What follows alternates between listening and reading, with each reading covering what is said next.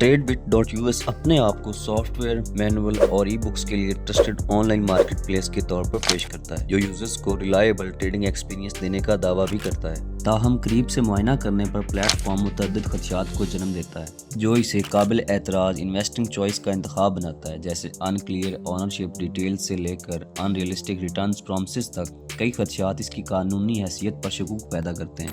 Company background and ownership concerns.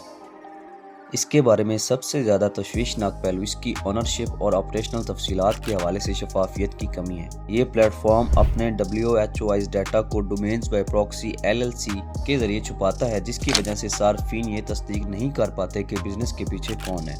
एक legal company अमूमन अपनी रजिस्ट्रेशन और लीडरशिप की मालूमात जाहिर करती है, जबकि जानबूझकर इसकी मालूमात को पोशीदा रखा गया है।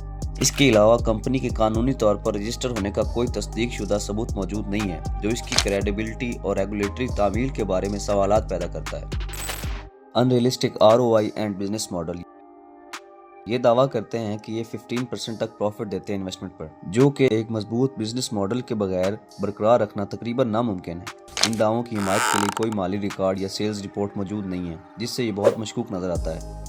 ऑनलाइन मार्केट प्लेसेस में मुनाफे का इन्हिसार प्रोडक्ट के मेयार, मांग और कीमतों की हिकमत अमलियों पर होता है। बगैर किसी तस्दीक शुदा सेल्स डाटा या तवील मुद्दती माली मनसूबे के इतने ज़्यादा प्रॉफिट सिर्फ एक झूठे वादे की तरह साबित होते हैं, ना कि एक हकीकत पसंदाना नतीजा। इसका एफिलिएट प्रोग्राम गैर मामूली तौर पर हाई कमीशन रेट्स पेश करता है, लेकिन असल सेल्स के आदाद शुमार की अदम दस्तयाबी ये जाहिर करती है कि ये एक ऐसी हिकमत अमली हो सकती है जो बेखबर इन्वेस्टर्स को बहकाने के लिए इस्तेमाल की जाती हो। यह तर्ज अमल अक्सर पोंजी स्कीम्स में देखने को मिलता है, जहां इब्तदाई इन्वेस्टर्स को न्यू रिक्रूट्स के पैसों से अदायगियां की जाती हैं, ना कि जायज़ कारोबारी मुनाफे से। User reviews and complaints.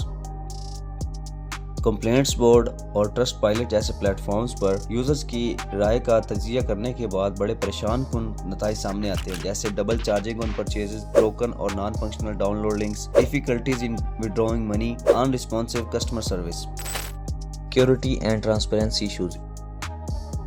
इसके पास एक SSL सर्टिफिकेट है, लेकिन ये हाई लेवल की सिक्योरिटी फ्राहम नहीं करता। स्कैम एडवाइजर ने इसे हाई ट्रस्ट की दर्जा बंदी दी है, लेकिन ये दर्जा बंदी बड़ी हद तक डोमेन एज पर मुबनी है, ना कि ऑपरेशनल ट्रस्ट पर। इसका WHOIS के मालूमात को छुपाने का फैसला शक पैदा करता है। ये एक तरीका है जो अक्सर फ्रॉड बिजनेसेस की तरफ से जवाबदेही से बचने के लिए इस्तेमाल की जाती है। इसके पास कोई फिजिकल ऑफिस एड्रेस नहीं है और ना ही मुकम्मल कानूनी दस्तावेज़ात, जैसे कि तफसीली शराइत और ज़वाबित। इनकी अदम मौजूदगी में कस्टमर्स और इन्वेस्टर्स के पास तनाज़ात या माली नुकसानात की सूरत में कानूनी चाराजोई का कोई रास्ता नहीं होता। Poor customer service and financial transparency.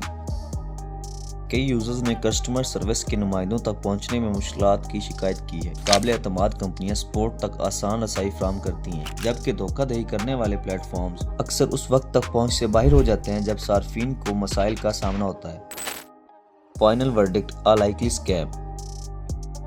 ये एक लीगल बिजनेस के बुनियादी मयारात पर पूरा नहीं उतरता। लैक ऑफ ट्रांसपेरेंसी, मुबालगा में ROI के दावे, हल न होने वाली सारिफ शिकायत और काबिल एतराज़ बिजनेस प्रैक्टिसेस इस बात की निशानदही करते हैं कि ये एक हाई रिस्क प्लेटफॉर्म है।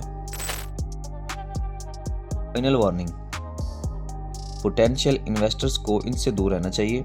पोशीदा मालकान की तफसीलात और अनरियलिस्टिक प्रॉफिट प्रॉमिसेस और नाकिस कस्टमर सपोर्ट ये जाहिर करते हैं कि ये प्लेटफॉर्म मुमकिन तौर पर एक स्कैम है। ऐसी गैर तस्दीक शुदा और गैर शफाफ प्लेटफॉर्म में इन्वेस्टमेंट करने से पहले माली नुकसान और मुमकिन सिक्योरिटी के खतरात का सामना हो सकता है।